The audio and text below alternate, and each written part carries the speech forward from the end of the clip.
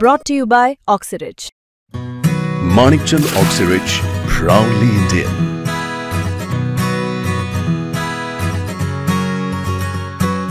इथपर्यंत ज्या गोष्टी नाही थांबल्या तर पुढे ज्यावेळी या व्हिज्युअल्सला तुम्ही बघता ज्यावेळी ह्या पुढे निघालेल्या होत्या बॅक साईडला या रोडला त्यांची गाडी होती आणि तिथे एकाने त्याच्यावरती बाटली फेकण्याचा प्रयत्न केला। या साईडला बघा संपूर्ण कार्यकर्त्यांची गर्दी होती। ही कार्यकर्त्यांची गर्दी यांच्या सुद्धा लोंढा जमला ते पुढे आले आणि त्यानंतर सुळेंना त्यांनी अडवण्याचा प्रयत्न केला।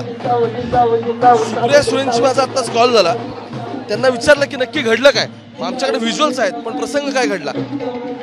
त्यांनी सांगितलं की दोन व्यक्ती होत्या ज्या समोर आल्या आणि त्यांचं म्हणणं होतं की आम्हाला तुमच्याशी बोलायचं। तर मी त्यांना सांगितलं की मी तुमच्याशी बोलते, चर्चा करते, तुम्ही माझ्यासोबत गाडीमध्ये बसा आणि आपण चर्चा करू।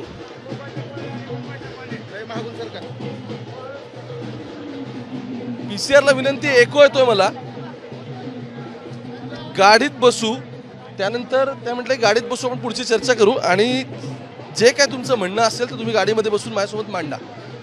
त्या दोन व्यक्ती तयार नव्हत्या, त्या दोन्ही व्यक्ती कन्व्हिन्स नव्हत्या आणि त्यांचं असं म्हणणं होतं त्या दोघांचं की तुम्ही थांबा, आम्हाला बोलायचं आहे। सुप्रिया सुळेंचं म्हणणं होतं तुम्ही गाडीमध्ये बसा आणि आपण त्यावरती जे काही चर्चा करू। मी जेव्हा फोनवर त्यांच्याशी बोललो तेव्हा त्यांनी ही गोष्ट क्लिअर केली। त्या म्हणाल्या दोनच व्यक्ती होत्या संपूर्ण जमावामध्ये। हे व्हिज्युअल्स तुम्हाला दिसतात की सुप्रिया सुळेंना तिथे अडवण्याचा किंवा त्यांना थांबवण्याचा किंवा त्यांच्यासोबत बोलण्याचा प्रयत्न झाला।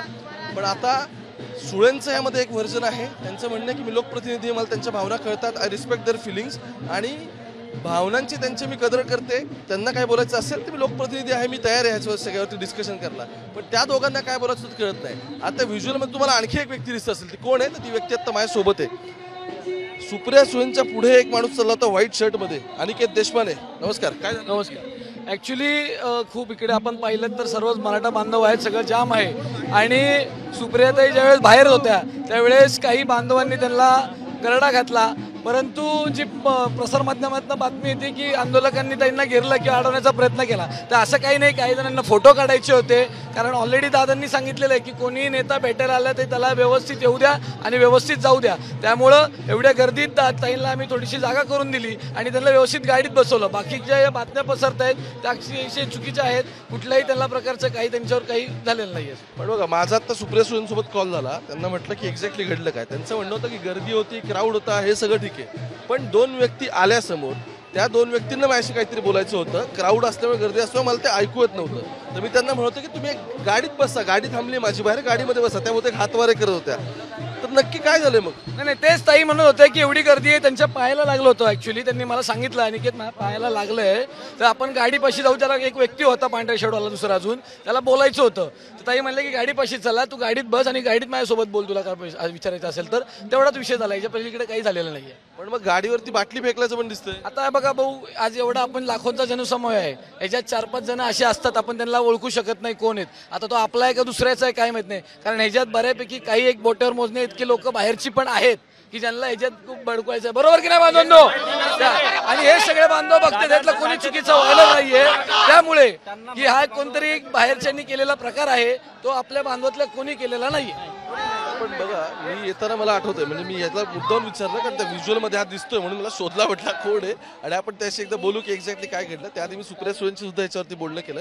ज्या रस्त्यावर मी उभा आता एक्झॅक्ट तिथे त्यांची गाडी होती, इथून सुप्रिया सुळे या साईडला चाललेल्या होत्या। पुढे गर्दी होती प्रचंड, लोंढा होता, त्यामुळे काही गोष्टी जमल्या नाही। काय रे, होता का मगाशी इकडे? मगाशी होता का इकडे बाहेर सुप्रिया सुळे आले तेव्हा? हा, मग व्हिडिओ दाखव की काय झालं।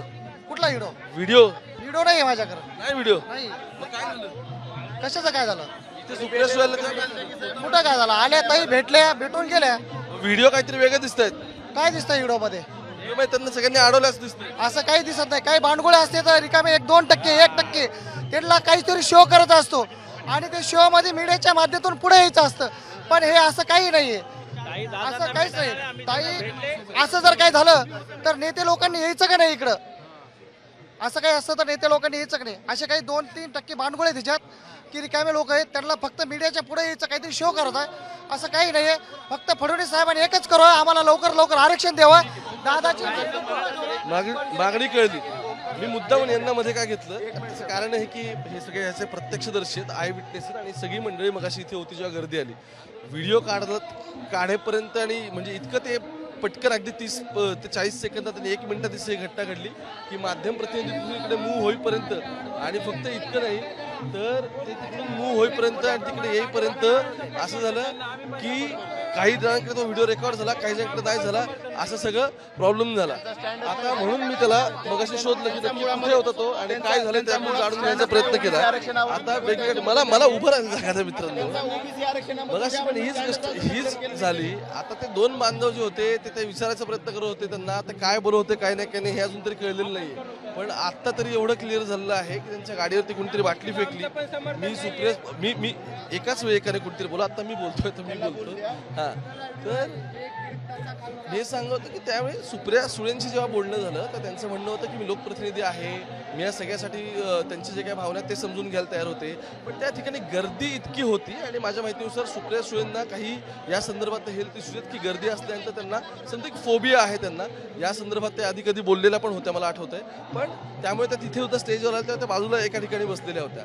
एनिवे मूळ मुद्दा असा आहे की त्या निघताना खरं तर काय घडलं त्या निघताना जेव्हा इथे चालल्या होत्या तर त्यांचं म्हणणं की काही लोक असतात ज्यांनी हे सगळं केलं असेल पण बाकी समाजाची तशी काही भावना नाही की समाजाचं तसं काही म्हणणं नाहीये. पण त्या दोघांना नक्की त्यांना काय विचारायचं होतं हे अजून क्लिअर नाही झालं. सुळेंचं म्हणणं आहे की मी लोकप्रतिनिधी आहे, मी त्यांच्या भावनाही समजते आणि त्यांनी जे काय असतं ते माझ्या गाडीत बसा आणि आपण चर्चा करू असं मी त्यांना म्हणत होते. पण ते काय बोलतात माझ्यावर तर पोहोचत नव्हतं आणि कदाचित त्या गर्दीमध्ये माझा आवाज आहे त्यांच्यापर्यंत पोहोचला नाही. त्यामुळे सुप्रिया सुळेंचं तुम्ही जे बॉडी लँग्वेज तिथली बघताय किंवा ते तुम्ही हातवारे वगैरे करताना दिसतात ते कदाचित त्या संबंधित लोकांना सांगण्याचा प्रयत्न करत असू शकतात.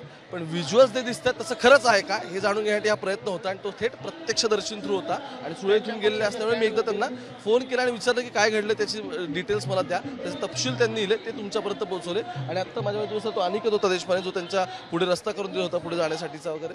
तर ही सगळी मंडळी होती मगाशी इथे. गोंधळ झाला का तो गोंधळात गेले 2-3 दिवस सगळीकडे होतोय, कार्यकर्ते जमतात, घोषणाबाजी करतात, जल्लोष सुरू असतो सगळ्यांचा.